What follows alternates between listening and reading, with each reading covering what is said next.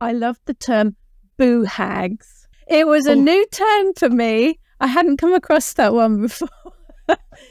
So I'll let you explain if you would. The Boo Hags and hates is typically what we talk about. We put them both together, but they are actually two separate entities. The reason we put them together is because we can use similar things to keep them away. And there's sort of the Boo Hag story is first understanding within African belief that was brought over by the Middle Passage, the slave trade. Here, the Boo Hags originated here on the Sea Islands. So I'm like, yeah, we got Boo Hags. Talk about it all the time. Your hair is tangled, Boo Hag got you. Benin is where we can trace this back to. And the Black folk brought over this belief, this discussion of, and there's a really deep discussion on, did they bring the Boo Hags with them? I'm not sure about that whole part, but what a Boo Hag is understanding that within Benin belief is that we have both a spirit and a soul. When you die, your soul elevates, but your spirit stays here. Your spirit, depending on the character of your person, can become a good spirit that becomes a helpful spirit, or it could become a Boo Hag, a bad spirit that causes problems. And after a while, Boo Hag's been a Boo Hag for so long they don't even remember their person. They're just a Boo Hag. All right, is what it's about. And sometimes, and this reminds me of like my own grandmother was talking about how important it is during the first year somebody's died that you don't think they were really good, but you got to spend that year praying them down so they can go up. And what you basically, like the Catholics, give penance to people who died, will help pray you into heaven. A very similar belief that's going on here. Pray them down so they can elevate up. But this Boo Hag is now running around causing problems. All right. They're typically like dark, muddy type crossroads, a little bit of a marsh type atmosphere on a dark night is where you find them. And they also like to creep up into your house. And what they'll do is they'll ride you through the night. And that's, can you wake up and you feel like you're not rested, is because basically they took your spirit out for a giant trip. And then there's also stories where they actually took your physical body and went out and ran around with it and then came back and put it in bed. But they like to cause troublesome sleep. And what Boo Hags that around you, if you got knots in the back of your hair, because they like to do that. That's why you see here in the South, a lot of times there'll be a mirror out on the front porch. There'll be a broom out on the front porch. And there can also be a colander that they'll hang. Okay. Because Boo Hags like to count. Okay.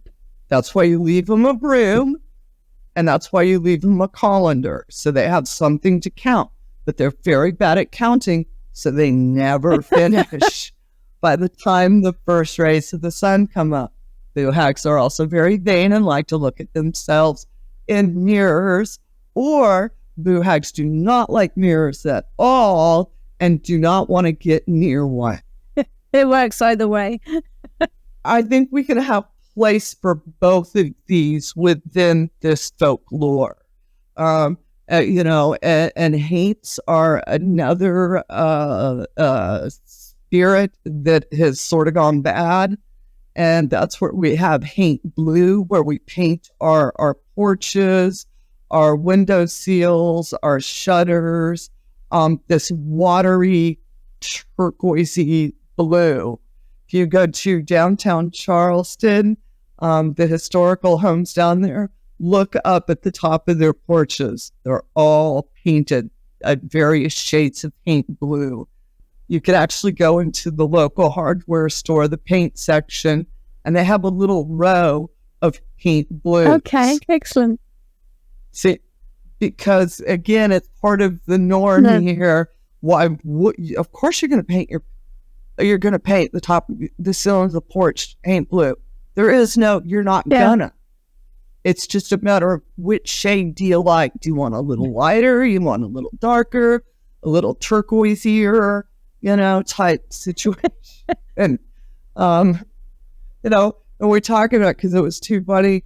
I'm painting over at our place, and somebody asked me what color were you painting it. And I was like, really? You're going to ask me that? Knowing where I live, you don't think I ain't going to have spirit bottles up in the front yard, and I ain't got paint blue everywhere, because I'm keeping them wet. I mean, where I live is really well known for Boo Hags. I'd never heard the term before. Hags I'd heard of. Boo Hags I hadn't heard of. It's a fantastic term. It's a wonderful story that became alive. It was, I think, an identifier that was put on some of the genie loci here on the Sea Islands.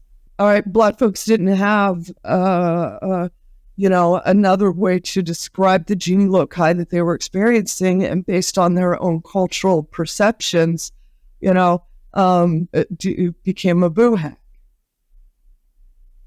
We see things very similar as well when we get into the Afro-Caribbean areas. They don't call it a Boo Hag; they have other names for it. But these spirits that ride people at night, these spirits that get into people's dreams, these spirits that are basically like an energy vampire and suck the energy out of you so that they can use it. It's very common, and that was something, again, that fascinated me. My Boo Hag is is somebody else's, whatever you call it. Every region has some sort of, I touched on it, with the Tommy knockers, in which we know, from the Cornish mines and everything that were, and that came over here, and our genie loci got described as Tommy knockers too for the miners, and to this day they are still honored on both sides of the pond.